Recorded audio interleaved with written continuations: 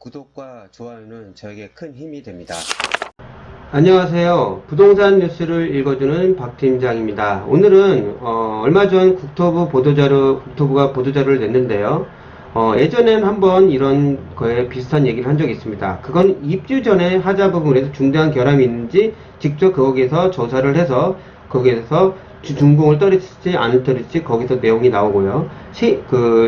입주민들한테도 그 내용에 대해서 다 보내줘야 됩니다. 입주민이 이제 가기 전에 사전 점검을 하게 됩니다. 그 사전 점검도 명시를 했습니다. 언제까지 꼭 해야 된다. 가서 하자 부분 있으면 거기 분양받은 사람이 저희 건설사 시행사한테 얘기를 해서 이거를 하자 부분을 확실히 처리를 해야 됩니다. 자, 거기까지 입주 전입니다. 근데 우리 보통 일반인 분들이 우리가 세를 얻어서 들어가도 집이 바뀌게 되면 들어가서 며칠 지나봐야지 하자 부분을 알 수 있습니다. 이거는 그 전에 나왔던 거는 입주 전이고요. 이거는 입주 후 이야기입니다. 우리가 지금 뉴스에서 많이 접하는 내용들이 뭐냐, 이런 하자 부분이 상당히 많이 나오거든요. 대표적인 지방에 있는 건설에서도 엄청난 일이 많이 벌어졌습니다. 소송이 지지분이라는 게 오래 걸립니다. 그리고 자기 아파트가 하자 부분이 있다고 이렇게 하기가 힘들어요. 왜? 아파트 가격 떨어질까봐. 그런 부분에 있어서 정부가 5년 동안 그동안 축적된 데이터를 해가지고 이런 하자 인정 확대로 인해서 입주민 권익을 강화하겠다는 내용입니다. 박수 쳐야 되는 내용 아닙니까? 아마 들어와서 지금 분들 경험했었던 분들은 이 부분에서 충분히 공감하실 거라고 저는 믿고 있습니다. 믿는 게 아니라 확실히 믿을 수밖에 없는 상황이죠. 자, 공동주택 하자 인정 기준을 확대했습니다. 그래서 확대하고 그걸 명확화시켰습니다. 기준을 잡아놓으면 더 디테일하게 이제 그거에서 얼마나 축적돼 있습니까? 그동안 소송 걸리고 이런 것에 대해서 그거를 국토부에서 그동안 자료를 축적해가지고 이 내용을 완전히 하는 거죠. 자, 하자 범정 확대를 이렇게 해가지고 범위 확대.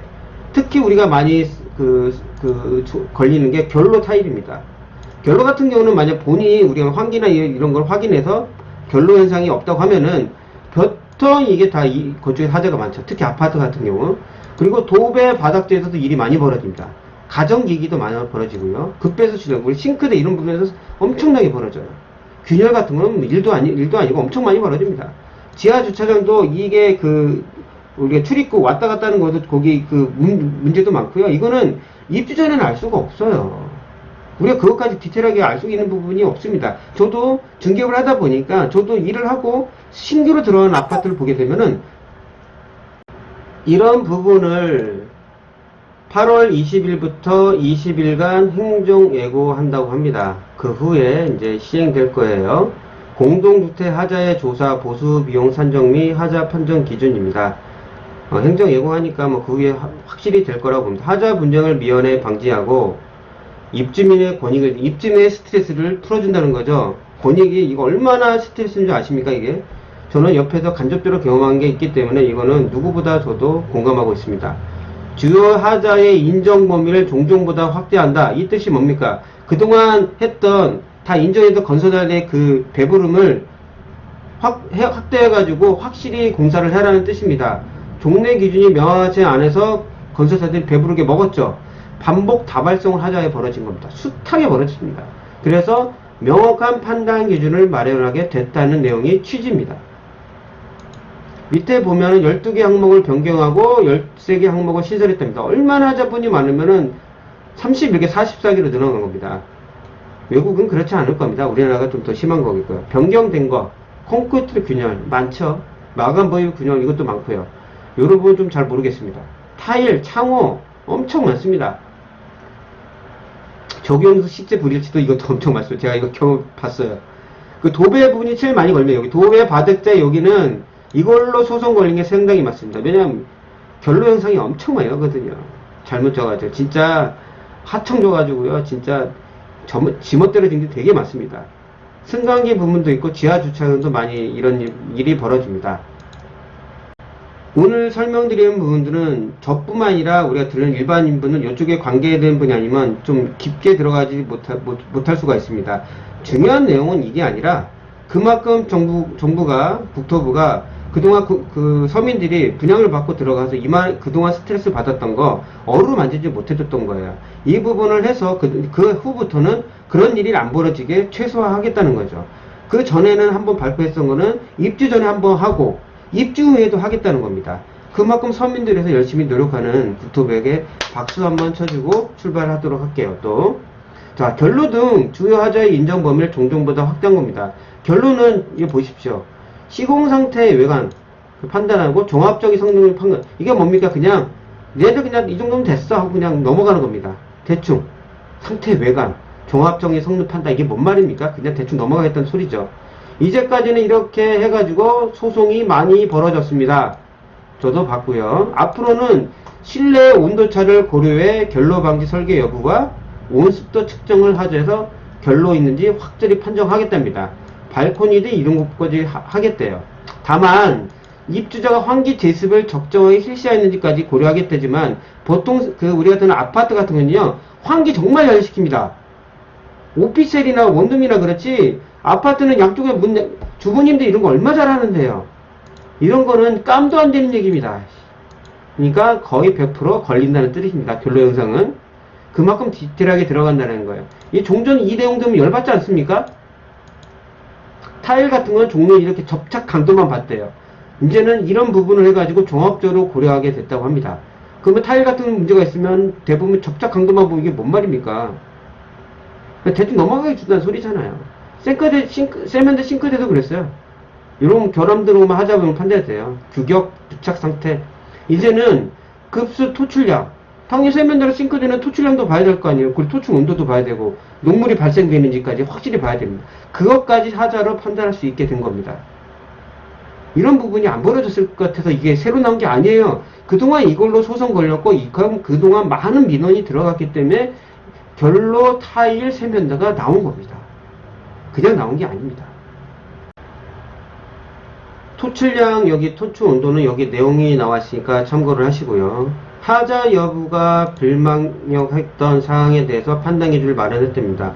도배 바닥자는 앞으로 이렇게 도배의 경우 시공사 결함으로 더 디테일하게 이렇게 들뜨거나 2인부 벌어진 경우도 하자도 보고 바닥자의 경우는 이런 부분까지 다 본다고 합니다.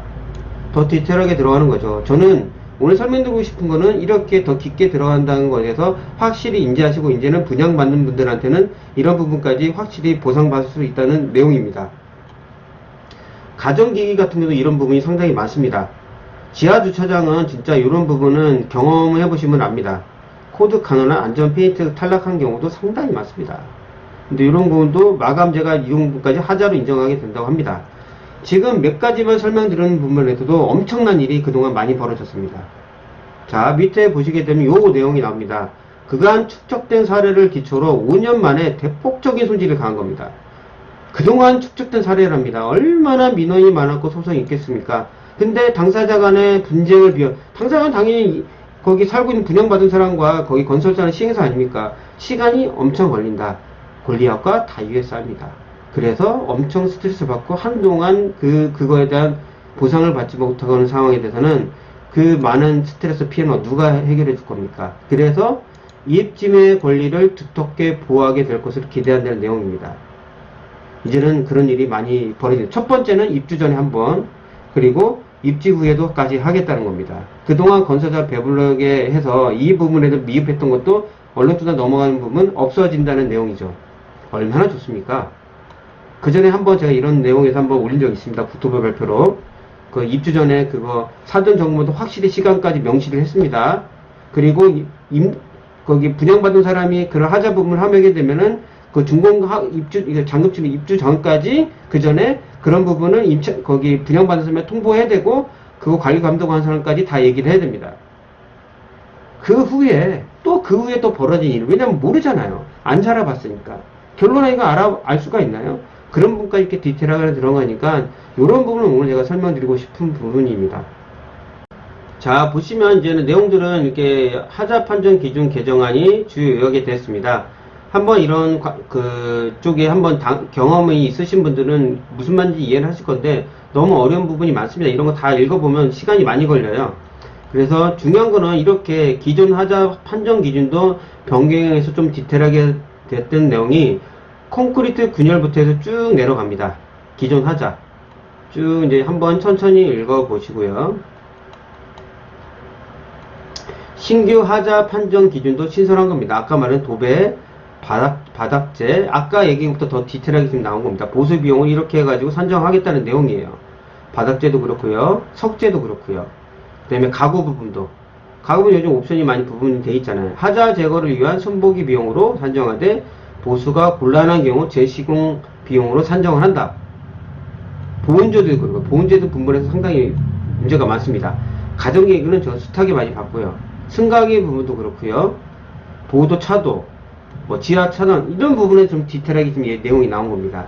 이제는 우리가 분양을 받아서 아파트 들어갈 때 뭔가 하자 부분이 있으면 이 보도자료 나온 내용 들고 한번 이거는 꼭 국토부 들어가서 이걸 다운 받아 놓은 다음에 나중에 꼭 이런 부분이 있기 전에 한번 꼼꼼히 읽어보시고 본인이 어차피 닥칠 수가 있는 상황이잖아요. 이런 부분은 어떻게 보면 되게 좋게 지금 바뀌었다는 내용에서 제가 한번 설명드리고 싶어서 시간을 잡아봤습니다. 국토부가 뭐 우리가 정부가 다 잘할 수는 없는 거죠. 근데 이런 부분 서민들에서 열심히 일하는 부분에서는 인정해 주시고 박수 쳐줘야 될 부분입니다. 다음에 더 나은 부동산 뉴스로 찾아뵙도록 하겠습니다. 끝까지 들어주셔서 정말 감사합니다.